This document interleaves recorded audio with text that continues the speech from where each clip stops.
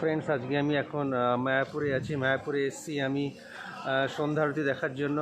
তো সন্ধ্যা আরতি দেখবো, আর তার আগে যে হরিনাম সংকীর্তন হয় সেটাও আমি দেখব এবং দেখে আপনাদের শেয়ার করব। রাস্তা দিয়ে আমি এখন যাচ্ছি নাম সংকীর্তন শোনার জন্য। আমি একদম কাছাকাছি চলে এসেছি।